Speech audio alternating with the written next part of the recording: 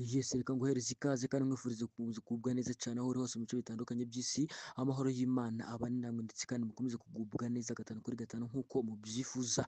Reka tuve hano mu mujyi wa Kigali twerekeze mu karere ka Rubavu aho abaturage barimo barira cyane bitewe n'ibyo bakomeje kugenda babona bigaragara hano mu kiyaga cya Kivu hakomeje kugenda habera amahano akomeye cyane, hanyuma y'uko hakomeje kugenda hagaragaramo inyamaswa zikomeye cyane, inyamaswa zikomeje kugenda ziryana abantu ku buryo ushobora gusanga nta muntu n'umwe uzongera kuba yakoreramo igikorwa cy'ubutembere cyangwa se rimwe na rimwe n'ingendo zikorerwamo zikaba zahagarara. Nyemerera turebere hamwe ibyo amakuru akomeje kugenda ariko ruza ku mbuga nkoranyambaga zigiye zitandukanye, ni ku bitangazamakuru binyuranye hano mu gihugu cy'u Rwanda bikomeje kugenda bigaruka ku nkuru ikomeye cyane yakomeje kugenda igaragara kuva mu rukerera rwo kuri uyu wa kane, turi ku itariki ya 23 ukwezi kwa cumi umwaka w'ibihumbi 2025. Nyemerera nkuvere imuzi n'imuzingo iby'aya makuru akomeye cyane yakomeje kugenda atangazwa n'ibitangazamakuru binyuranye hano mu mujyi wa Kigali.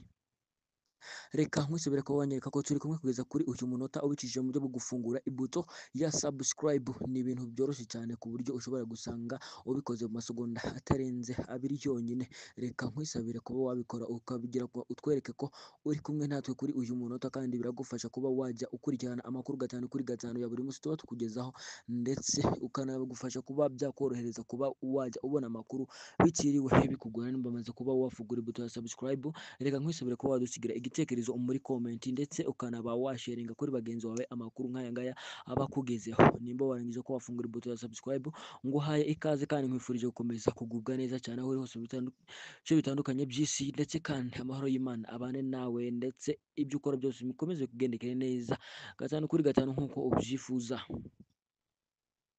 N'abatindiye natangiye mbabwira yuko mu karere ka Rubavu hakomeje kugenda humvikana ubutakamba cyane ko abaturage bakomeje kugenda batakamba bitewe n'ibikomeje kugenda bihabera cyangwa se bikomeje kugenda bigaragara. Ni hariya mu kiyaga cya Kivu hakomeje kuba hagaragaramo inyamaswa nini cyane z'inkazi zikomeje kugenda zibirindura n'ubwato burimo kugenda bukorerwamo, cyangwa se na bamwe baba bagenda bagera ku nkengero z'amazi naho ziri kujya zihasanga abantu zikabangiriza. Ni hanyuma yuko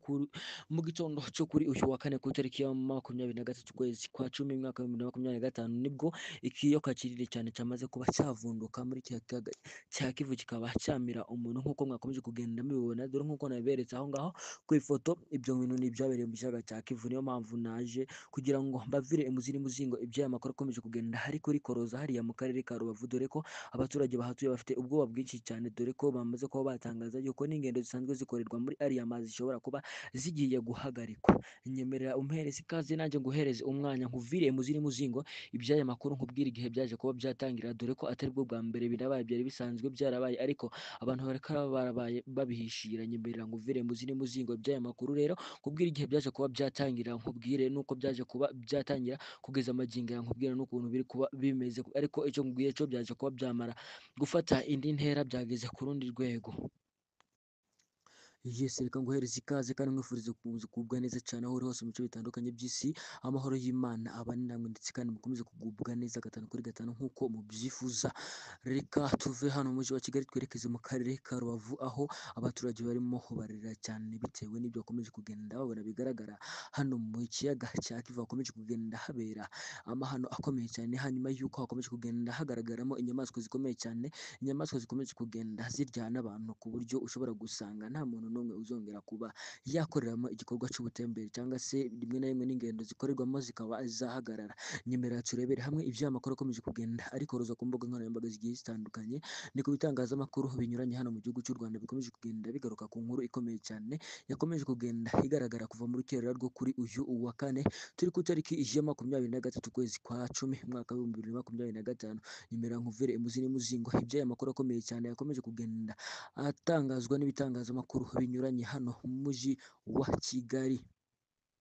Reka nkwisubire ko wanyereka ko turi kumwe kugeza kuri uyu munota ubikije mu buryo bwo gufungura ibuto ya subscribe. Ni ibintu byoroshye cyane ku buryo ushobora gusanga ubikoze mu masegonda atarenze abiri yonyine. Reka nkwisabire kuba wabikora ukabigira utwereke ko uri kumwe natwe kuri uyu munota, kandi biragufasha kuba wajya ukurikirana amakuru gatanu kuri gatanu ya buri munsi tuba tukugezaho, ndetse ukanagufasha kuba byakorohereza kuba wajya ubona amakuru bitiriwe bikugora nimba bamaze kuba wafungura ibuto ya subscribe. Reka nkwisabire ko wadusigira igitekerezo ibitekerezo muri comment ndetse ukanaba washaringa kuri bagenzi bawe amakuru nk'aya ngaya aba akugezeho. Nimba warangije ko wafungura ibuto ya subscribe, nguhaye ikaze kandi nkwifurije gukomeza kugubwa neza cyane aho uri hose mu bice bitandukanye by'isi, ndetse kandi amahoro y'Imana abane nawe, ndetse ibyo ukora byose bikomeze kugendekera neza gatanu kuri gatanu nk'uko ubyifuza.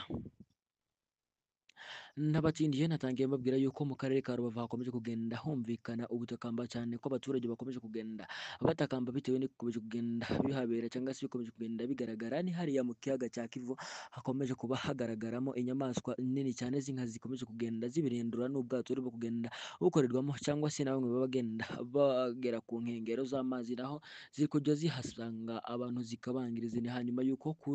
mu gitondo cyo kuri uyu wa kane ku itariki ya 23 ukwezi kwa cumi mwaka wa 2025 nibwo ikiyoka kinini cyane cyamaze kuba cyavunduka muri kiriya kiyaga cya Kivu kikaba cyamira umuntu nk'uko mwakomeje kugenda mubibona, dore nk'uko nabiberetse aho ngaho ku ifoto. Ibyo bintu ni ibyabereye mu kiyaga cya Kivu, niyo mpamvu naje kugira ngo mbavire imuziri muzingo iby'aya makuru akomeje kugenda hari kuri koroza hariya mu karere ka Rubavu, dore ko abaturage bahatuye bafite ubwoba bwinshi cyane, dore ko bamaze kuba batangaza yuko n'ingendo zisanzwe zikorerwa muri ariya mazi zishobora kuba zigiye guhagarikwa. Nyemerera umpereze ikaze nanjye nguhereze umwanya nkuvire muziri muzingo iby'aya makuru, nkubwira igihe byaje kuba byatangira, dore ko atari bwo bwa mbere birabaye, byari bisanzwe byarabaye ariko abantu bareka barabaye babihishira. Nyemerera nguvire muziri muzingo iby'aya makuru rero, nkubwira igihe byaje kuba byatangira, nkubwire nuko byaje kuba byatangira kugeza amagingo ya, nkubwira n'ukuntu biri kuba bimeze, ariko icyo nkubwiye cyo byaje kuba byamara gufata indi ntera, byageze ku rundi rwego.